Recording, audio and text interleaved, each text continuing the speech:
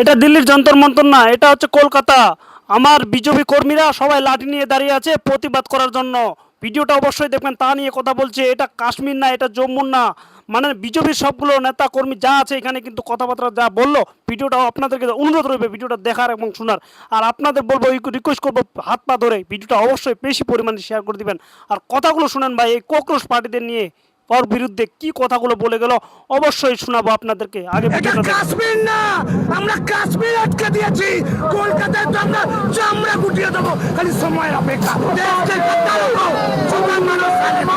এবার আমরা এসব জিহাদিদের ধরবো আর জ্যান্ত জ্বালিয়ে দেবো, সেটা আমি দিনটা ঘোষ দায়িত্ব নিয়ে বলছি।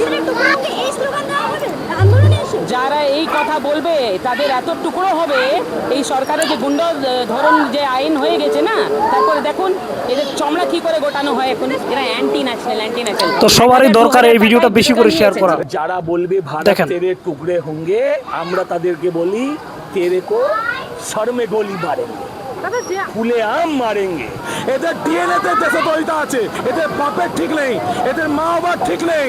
এরা কোথায় থেকে এসছে, কোথায় যাবে তার কোনো ঠিক নেই। ককরোচকে বলছি ঘর থেকে বেরোনোর আগে সাবধান, যখন তখন পায়ের তলায় কিন্তু পিষ্ট হতে পারে।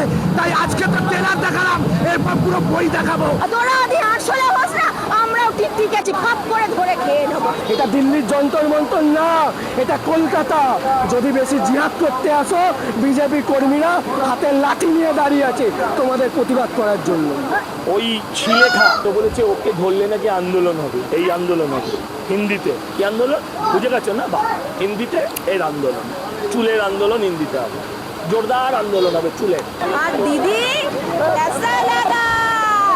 আন্দোলন করো, করো আন্দোলন করো, আমরাও আছি।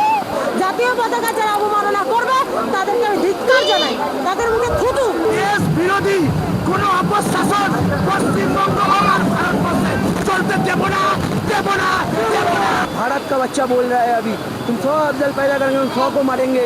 तो जिस घर से अफजल निकलेगा उस घर में जाके मारेंगे, जिस कोने में अफजल रहेगा उस कोने में जाके मारेंगे। जय श्री राम। ছাত্র ছাত্রী পশ্চিমবঙ্গতে এই ধরনের হয় না, এরা সব মাদ্রাসার প্রোডাক্ট আছে। সেই জন্য হিজাব করে করতে হলো। এক বাপের সন্তান থাকলে মুখ খুলে করো, তারপরে জবাব দিব।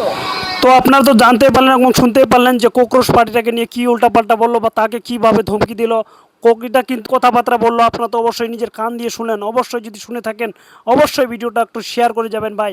আর আপনারা মতামত আপনার কমেন্ট বক্সে একটু জানিয়ে দেবেন। এরা কিন্তু কি বলছে, আমরা বিজেপি সবাই কিন্তু লাঠি নিয়ে প্রতিবাদ করার জন্য দাঁড়িয়ে আছি। মানে বিজেপির নেতাকর্মীরা সবাই কিন্তু দাঁড়িয়ে আছে ভাই।